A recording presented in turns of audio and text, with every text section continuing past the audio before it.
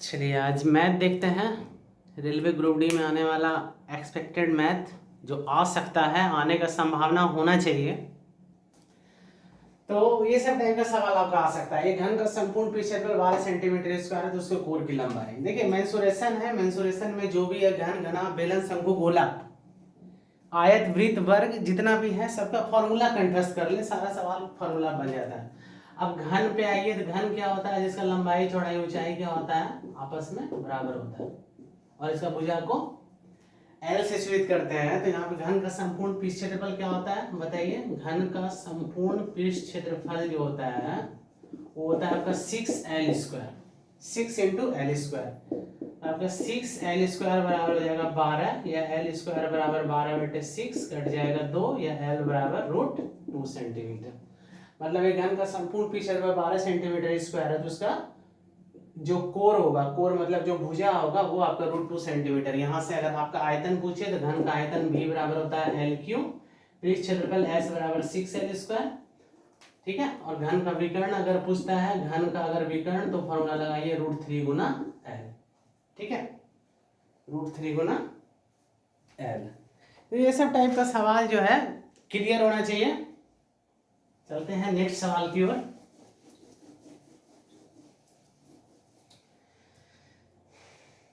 देखिए सवाल है दो, देखिए ये सब टाइप का सवाल आ सकता है। दो समरूप त्रिभुज के भुजा का अनुपात 5:7 है तो क्षेत्रफल अनुपात, ठीक है। तो फॉर्मूला देखिए, दो समरूप त्रिभुज जो होता है, दो समरूप त्रिभुज का क्षेत्रफल का अनुपात a1 और a2, a1/a2 क्षेत्रफल का जो अनुपात होता है, एरिया का जो अनुपात होता है वो उसका भुजा का अनुपात, त्रिभुज के भुजा का अनुपात का स्क्वायर होता है। भुजा का अनुपात भुजा 1/भुजा 2 का स्क्वायर के बराबर होता है। मतलब जो आपका सवाल में अनुपात भुजा का दिया हुआ है बस उसका स्क्वायर कर दीजिए तो आपका क्षेत्रफल का अनुपात 25/49 या 25:49। अपोजिट में चलिएगा, अगर आपको क्षेत्रफल का अनुपात दिया हुआ है, भुजा का निकालना है तो आप उसका रूट निकाल दीजिए। अगर आपको क्षेत्रफल का अनुपात दिया है, अगर भुजा पूछता है तो आप उसका रूट निकाल दीजिए। सवाल ये सब टाइप का आता है एग्जाम में, ठीक है। चलिए नेक्स्ट सवाल देखते हैं। देखिए कुछ केमिस्ट्री में कुछ केमिस्ट्री का, फिजिक्स, केमिस्ट्री, मैथ तीनों मिला के ही चलते हैं, ठीक है। एसटीपी पर सवाल है आपका, एसटीपी पर 44.8 लीटर CO2 में मोल की संख्या। ये सवाल केमिस्ट्री में आपका आ सकता है, ठीक है। मोल की संख्या न्यूमेरिकल्स में आ सकता है। तो याद रखिए किसी भी गैस का जो होता है ना, किसी भी गैस का एक मोल बराबर होता है 22.4 लीटर। ये याद रखिए, एक मोल का आयतन जो होता है 22.4 लीटर। तो जितना दिया हुआ है, जितना आपका दिया हुआ रहेगा उसको 22.4 से आप भाग दे दीजिए। ये फिक्स होता है, एक मोल का आयतन 22.4, काट दीजिएगा 2 मोल। ये सब टाइप का सवाल आपको आ सकता है, ठीक है। केमिस्ट्री में न्यूमेरिकल हो, फिजिक्स में न्यूमेरिकल हो, ठीक है। साइंस का सवाल अच्छा सब रहेगा आपका रेलवे ग्रुप डी में, ठीक है। तो आपको लेके चलना पड़ेगा उसमें। चलिए नेक्स्ट सवाल की ओर चलते हैं। सवाल है फिजिक्स का, एक बल्ब में 2 मिनट तक 3 एम्पियर की धारा प्रवाहित हो तो उत्पन्न आवेश क्या होगा। उत्पन्न आवेश, ठीक है। आपको बोल रहा है कि एक बल्ब में 2 मिनट तक 3 एम्पियर की धारा प्रवाहित हो। तो हमेशा याद रखिए फिजिक्स में जो समय होता है, जो फिजिक्स में समय दिया रहता है उसको सेकंड में लेना है। ये आपका 120 सेकंड हो गया, हमेशा याद रखिए। फिजिक्स केमिस्ट्री का न्यूमेरिकल जब भी बनाते हैं तो उसका जो टाइमिंग, जो भी फिजिक्स राशि का मान दिया होता है उसको हमेशा ऐसा यूनिट में लेना है, ठीक है।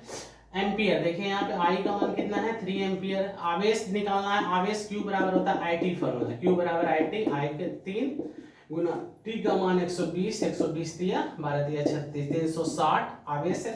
आवेश का मात्रक क्या होता है? कूलम। और आवेश का मात्रक कूलम होता है और एक अन्य मात्रक भी होता है, यहाँ से देखिए एम्पियर सेकेंड भी होता है। आवेश का एम्पियर सेकेंड भी मात्रक होता है और कूलम भी होता है। सभी मात्रक को याद रखें, सभी मात्रक को याद रखने का जरूरत है, ठीक है। प्रैक्टिस करते जाइए अच्छा से, कुछ नहीं है, फिजिक्स केमिस्ट्री मैथ सारा इजी में हो जाएगा। 4 सेंटीमीटर भुजा वाले 4 घन को सटाकर एक घन, देखिए ये सब सवाल का आ सकता है। 4 सेंटीमीटर भुजा वाले 4 घन को सटाकर एक घनाभ बनाया गया, एक घनाभ बनाया गया। तो घनाभ का पूर्ण पृष्ठ क्षेत्रफल, ठीक है। 4 सेंटीमीटर भुजा वाले 4 घन को सटाकर एक घनाभ बनाया गया, तो घनाभ का पूर्ण पृष्ठ क्षेत्रफल। देखिए घन का क्या अभी बताए थे, घन का जो है ये सब टाइप के सवाल आपका आ सकता है। इस तरह से 4 घन को ये आपस में मिला के, तो इस तरह से अगर हम घन को जोड़ते हैं ना तो उसका सिर्फ लंबाई परिवर्तन होता है, ठीक है। उसका लंबाई परिवर्तित हो जाएगा, चौड़ाई और ऊंचाई वही रहेगा। मतलब अगर 4 घन को हम जोड़ दिए तो L बराबर हो जाएगा 4 गुना 4 16 सेंटीमीटर, B बराबर आपका सेम रहेगा 4 सेंटीमीटर, और H बराबर भी सेम रहेगा 4 सेंटीमीटर। यहाँ से घनाभ का संपूर्ण पृष्ठ क्षेत्रफल, संपूर्ण पृष्ठ क्षेत्रफल S बराबर फॉर्मूला आता है आपका 2 × LV + BH + HL। घनाभ का संपूर्ण पृष्ठ क्षेत्रफल S बराबर होता है 2 × LV + BH + HL। 2 × LV ले लीजिए, LV लीजिएगा यहाँ से 16 गुना 4, 16 गुना 4। BH लीजिएगा, BH लीजिएगा तो यहाँ पे हो जाएगा आपका 4 गुना 4 प्लस यहाँ से HL लीजिएगा तो 4 गुना 16, 4 गुना 16। फिर यहाँ से हो जाएगा 2 × 16 चौके 64 + 16 + 64। ये 2 × 64, 64 यहाँ पे जोड़ दीजिए, 64 64 16 4 4 8 6 14 4 4 4 12 13 14 144। 144 गुना तुम 2 कीजिएगा तो आपका आ जाएगा 288 सेंटीमीटर स्क्वायर, ठीक है। 288 सेंटीमीटर स्क्वायर, ठीक है। आंसर आपका सही है। चलते हैं आगे सवाल की ओर। आशा करते हैं समझ में आ रहा होगा। ये सब आपका, ये सब टाइप का सवाल आपका निश्चित रूपेण आने का संभावना रहेगा, इसमें कोई दो राय नहीं है। इस सब टाइप का सवाल आपका आने का संभावना रहेगा, इसमें कोई दो राय नहीं है, ठीक है।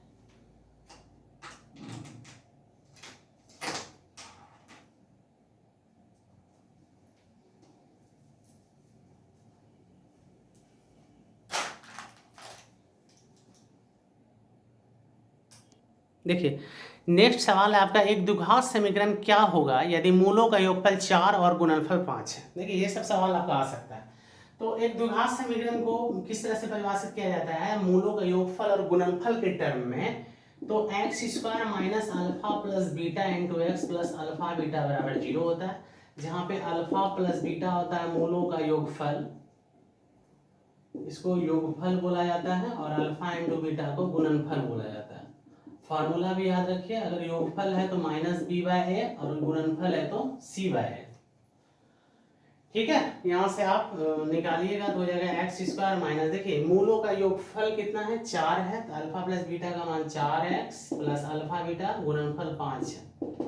देखिए ऑप्शन में चल जाइए, x² - 4x + 5, देखिए कहाँ पर x² - p, आपका आंसर हो जाएगा, ठीक है।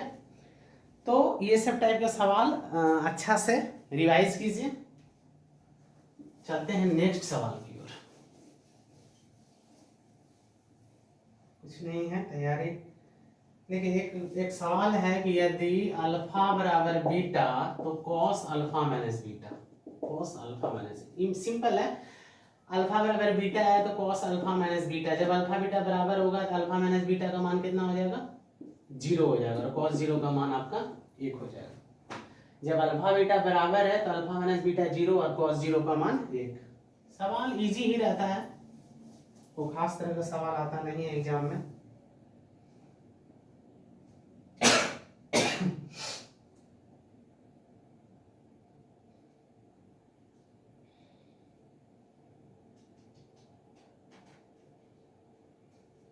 चलिए नेक्स्ट सवाल की ओर चलते हैं।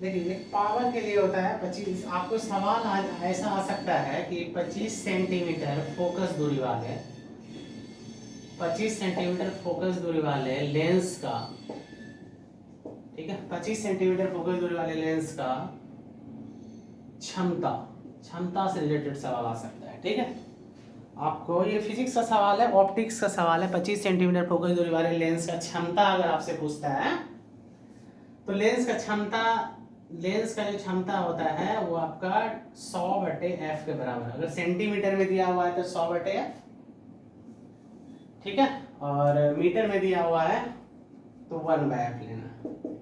यहाँ से आपका 100 सेंटीमीटर कितना है 25 कट जाएगा तो आपका आ जाएगा 4 डायोप्टर।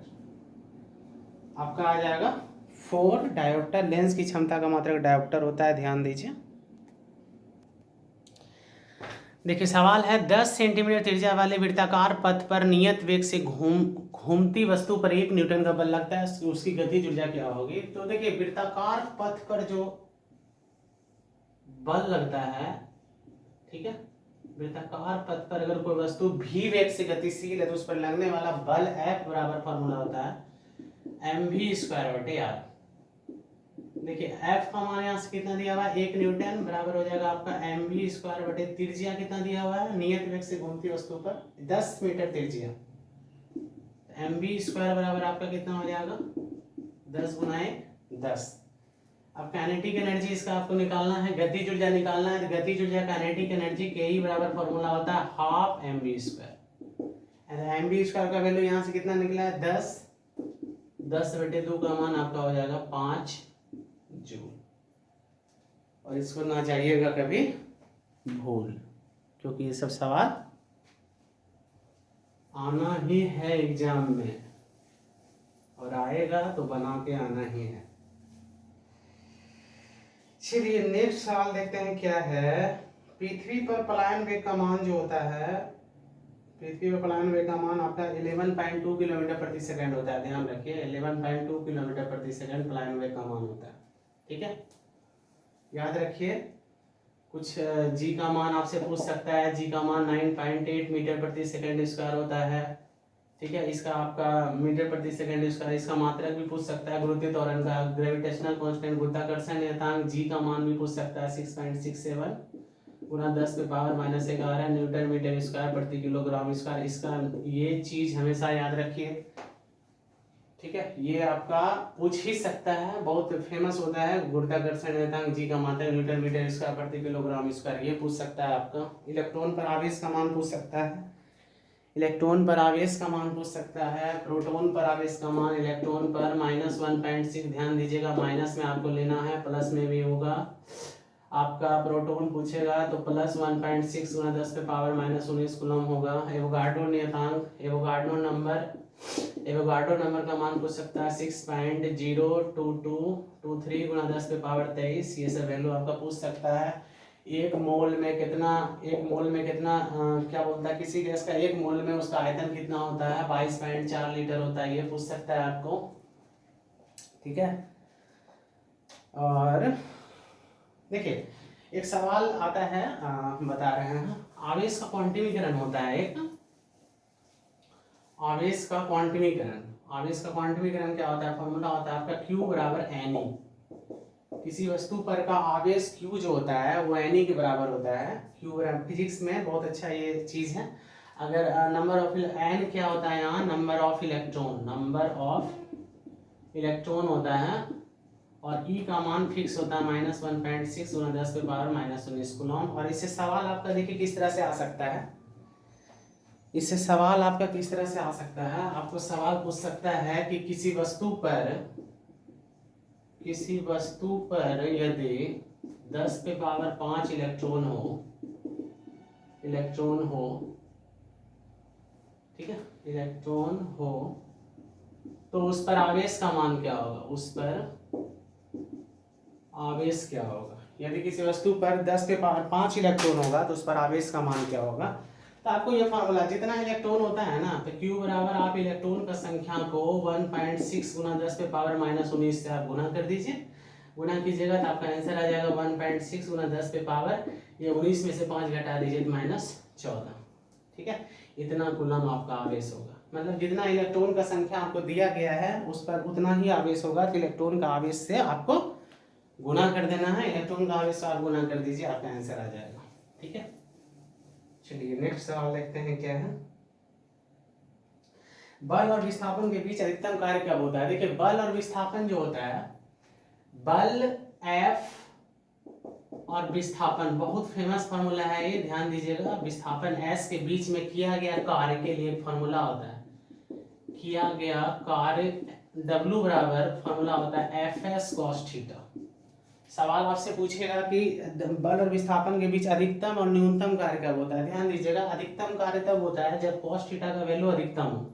तो cos थीटा का वैल्यू अधिकतम 0 डिग्री पे होता है, ठीक है। cos थीटा का वैल्यू यहाँ पर 0 डिग्री पे होता है। तो W बराबर Fs cos थीटा से यदि थीटा बराबर 0 डिग्री तो W बराबर होता है Fs cos 0, और cos 0 का मान 1 हो जाता है, तो ये Fs, ये अधिकतम कार्य होता है। W बराबर Fs, थीटा बराबर 0 डिग्री पे ये अधिकतम कार्य होता है, ध्यान दीजिएगा, ठीक है। थीटा बराबर 0 डिग्री पे ये आपका अधिकतम कार्य होता है। और न्यूनतम का बात करेगा तो लंबवत कार्य 0 होता है, ठीक है। मतलब अगर किसी वस्तु को आप 90 डिग्री कोण पे लेके जा रहे हैं, यदि आप थीटा बराबर यहाँ पे 90 लेते हैं तो किया गया कार्य आपका शून्य लिया जाएगा, cos 90। यहाँ से आपका Fs cos 90 का मान 0 हो जाएगा, तो टोटल आपका कार्य 0 हो जाएगा, 0 जूल, ठीक है। चलिए याद रखिएगा, अधिकतम कब होता है, बल और विस्थापन के बीच अगर 0 डिग्री का कोण बन रहा है तो कार्य आपका अधिकतम होगा, और बल और विस्थापन के बीच 90 डिग्री कोण बन रहा है तो आपका कार्य न्यूनतम होगा। सवाल देखिए, 20 वोल्ट के विभवांतर से जुड़े 4 ओम प्रतिरोध में प्रति सेकंड उत्पन्न ऊष्मा क्या होगा। 20 वोल्ट विभवांतर से जुड़े 4 ओम प्रतिरोध का 20 वोल्ट विभवांतर से जुड़े 4 ओम प्रतिरोध का प्रति सेकंड उत्पन्न ऊष्मा, प्रति सेकंड उत्पन्न ऊष्मा, ठीक है, ठीक है। प्रति सेकंड उत्पन्न ऊष्मा जो होगा वो आपका क्या हो जाएगा, तो देखिए W बराबर फॉर्मूला होता है PT, ठीक है। W बराबर PT होता है, और P बराबर एक फॉर्मूला होता है विभवांतर और प्रतिरोध के टर्म में P बराबर फॉर्मूला होता है V स्क्वायर बटे R। P बराबर V स्क्वायर बटे R, V का स्क्वायर कर दीजिए तो 20 का स्क्वायर बटे R का मान आपका 4 हो जाएगा, 20 से 400 बटे 4, ये आपका कैंसिल हो गया 100, ये आपका 100 वाट हो गया, ठीक है, शक्ति निकल गया। और कार्य जब आपको निकालना, प्रति सेकंड ऊष्मा जो होगा वो कार्य के ही बराबर होता है, तो W बराबर PT करेंगे, W बराबर PT से यहाँ 100 गुना समय T का मान क्या है, प्रति सेकंड है, तो 100, आपका 100 जूल आंसर हो जाएगा, ठीक है, आपका 100 जूल आंसर हो जाएगा। नेक्स्ट सवाल की ओर चलते हैं। वीडियो ज़्यादा लंबा तो नहीं हो रहा है, देख लेते हैं थोड़ा वीडियो का टाइमिंग, 20 मिनट से ज़्यादा तो नहीं हो गया है, लगभग हो ही गया है 20 मिनट, ठीक है। नेक्स्ट आपका नेक्स्ट वीडियो में देखते हैं, तब तक के लिए राधे राधे।